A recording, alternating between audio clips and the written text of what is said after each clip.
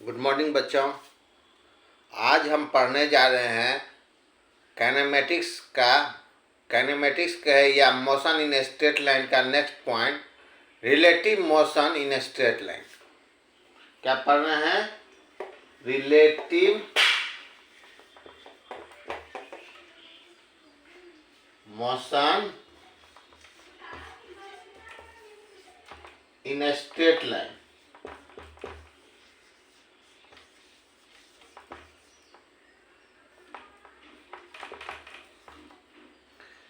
हम लोग पढ़ रहे हैं relative motion in straight line. Relative motion in 2 dimension भी होता है लेकिन आज जो हम पढ़ने जा रहे हैं 1 डायमेंशन में या 1 स्ट्रेट लाइन में जो रिलेटिव मोशन होता है उसके बारे में। रिलेटिव मोशन को पढ़ने से के बीच में हम एक पॉइंट डिस्कस करना चाह रहे हैं, frame of reference. Actually frame of reference होता क्या है देखिए।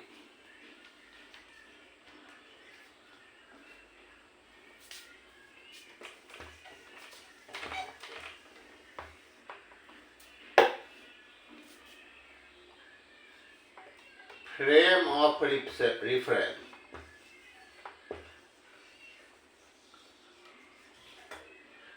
मोशन को पढ़ने के लिए फ्रेम ऑफ रेफरेंस का कंसेप्ट समझना बहुत जरूरी है। ठीक है, वो कैसे मैं बता रहा हूं। जैसे देखिए, अब फ्रेम ऑफ रेफरेंस होता क्या है।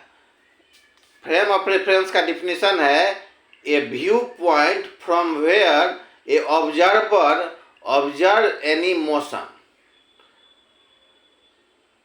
ऐसा पॉइंट जहां से कोई ऑब्जर्वर या ऑब्जर्वर कुछ भी हो सकता है, मैं हो सकता है, आप हो सकते हैं, जो भी मोशन को ऑब्जर्व कर रहे हैं उसको ऑब्जर्वर कहते हैं, और जिस जगह से वो कर रहे हैं उसको फ्रेम ऑफ रेफरेंस कहते हैं या व्यू पॉइंट कहते हैं। और फ्रेम ऑफ रेफरेंस या तो कांस्टेंट हो सकता है या मोशन में हो सकता है। अब ये वो डिपेंड करता है किस तरह का फ्रेम ऑफ रेफरेंस में है।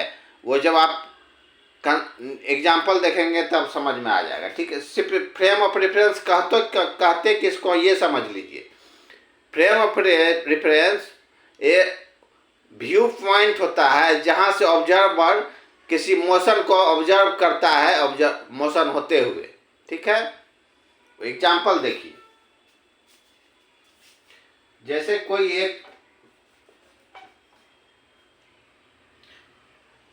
जैसे ये कोई पौधा है जमीन पे, ठीक है, उसको हम यहां से ऑब्जर्व कर रहे हैं। अब यहां मैं खड़ा हूं यहाँ, ठीक है, ये पौधा एक, ठीक है। अब यहां से जब मैं इस पौधे को देख रहा हूं तो क्या हो रहा है, ये स्थिर रहेगा, कांस्टेंट है, इसमें कोई भी मोशन नहीं है। जब मैं भी कांस्टेंट हूं, ये पौधा भी कांस्टेंट है। ठीक है, अभी के लिए व्यू पॉइंट क्या हो गया, जहां मैं हूं कांस्टेंट। ठीक है, अब मेरे लिए ये पौधा अभी क्या है, कांस्टेंट है, इसमें कोई मोशन नहीं है। लेकिन अब क्या होगा, यहीं से एक ट्रेन पास हो रही है, सपोज ट्रेन पास हो रही है, उस ट्रेन पर मैं सवार हो गया।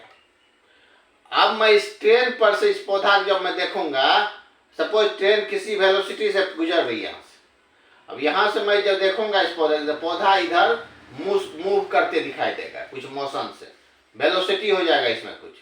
अब देखिए, मैं अब व्यू पॉइंट मेरा कहाँ हो गया, ट्रेन में। अब ट्रेन में से मैं जब देख रहा हूँ इस पौधे को, तो इसमें कुछ वेलोसिटी है, इसमें मोशन है।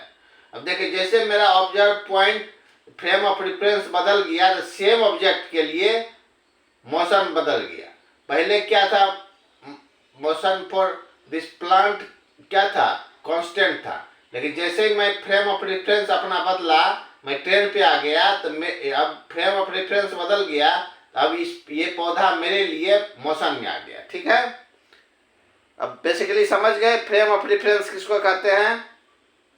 Frame of reference a view point from where a observer observe any motion. बस सिंपल यही डिफिनीशन है। एग्जाम्पल मैंने दिया, जैसे ये पौधा है, पहले मैं जमीन पे से देखा तो ये कांस्टेंट था, वही मैं यहाँ ट्रेन पे सवार हो गया, और ट्रेन कुछ वेलोसिटी से इधर पास हो रहा है, तो इस जब मैं ट्रेन से इस पौधे को देखता हूँ ये कुछ मोशन करते हुए इधर जा रहा है।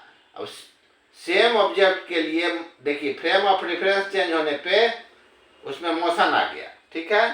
बस फ्रेम ऑफ रेफरेंस हमको इतना ही समझना है, फ्रेम ऑफ रेफरेंस कहते किसको है। अब मैं आ रहा हूं रिलेटिव मोशन पे।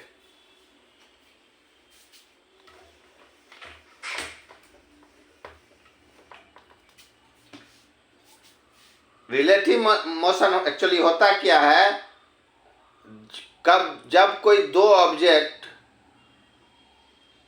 Suppose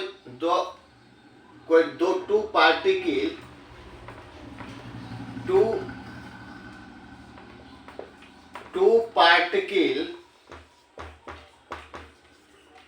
move with different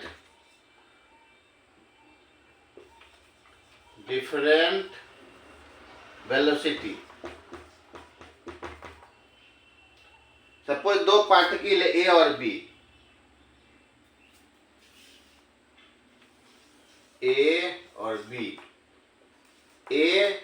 B, ए में वेलोसिटी सपोज कोई भी ए है, बी में वेलोसिटी है भी बी। सपोज दोनों अब हम दोनों ये निकालना चाह रहे हैं हम relative velocity.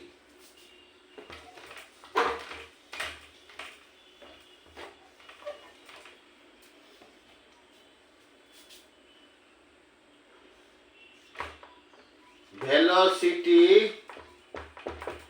of particle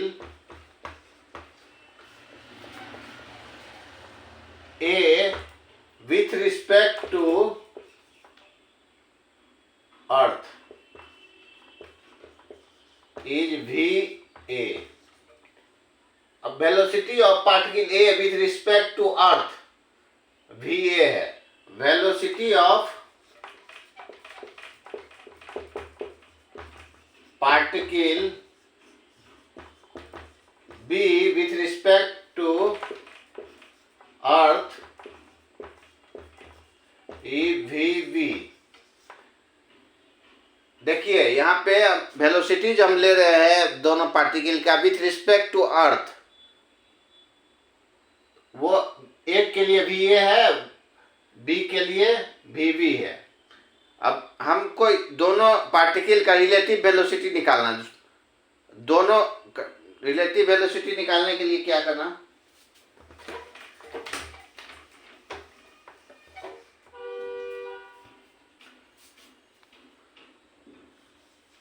relative velocity of particle A with respect to B। इसको डिनोट करते हैं हम VAB से। इसमें इसका फॉर्मूला हो जाता है VA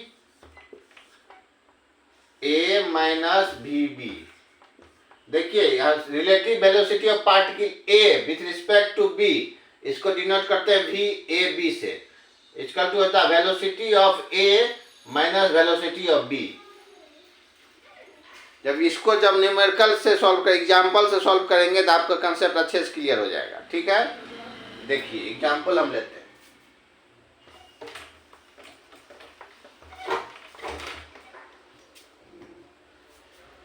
देखिए सपोज एक पार्टिकल ये है, एक पार्टिकल ये है, ठीक है। ये A है, ये B है।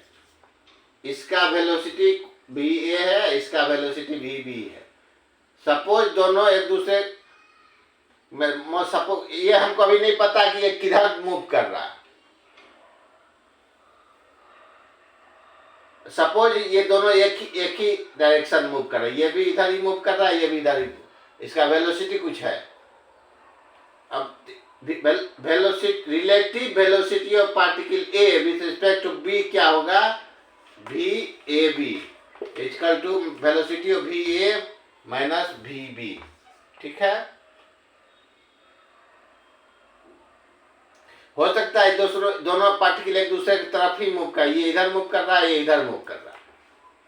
इसमें डायरेक्शन, रिलेटिव वेलोसिटी में डायरेक्शन का इंपॉर्टेंट रोल है, ये ध्यान रख के ही आगे न्यूमेरिकल वगैरह सॉल्व करना चाहिए। क्योंकि वेलोसिटी क्या है, वेक्टर क्वांटिटी है, इसमें डायरेक्शन बहुत मायने रखता है। सपोज ये इधर मूव कर रहा है, ये इधर मूव कर रहा है, दोनों का अलग अलग डायरेक्शन मूवमेंट है, तो यहाँ पे क्या हो जाएगा, वेलोसिटी ऑफ बी माइनस में हो जाएगा। ठीक है, अब इसके बाद हम कंसेप्चुअल न्यूमेरिकल सॉल्व करेंगे आपका complete straight line of motion के लिए। उसमें पूरा न्यूमेरिकल आ जाएगा, रिलेटिव मोशन का भी आ जाएगा, और आपको हमने इससे पहले जो जितने इक्वेशन ऑफ मोशन बताए हैं उसके बेस पे और आपको हम ऊपर लेवल का न्यूमेरिकल सॉल्व करके दिखाएंगे जिसमें कैलकुलस का यूज होगा। ठीक है, आप जिससे सब्जेक्टिव टाइप और ऑब्जेक्टिव टाइप सारे टाइप के न्यूमेरिकल सॉल्व करने, मेरा आपसे रिक्वेस्ट है कि आगे सारे कंसेप्ट और न्यूमेरिकल को समझने के लिए मेरे चैनल को सब्सक्राइब कर लें। ठीक है, थैंक यू।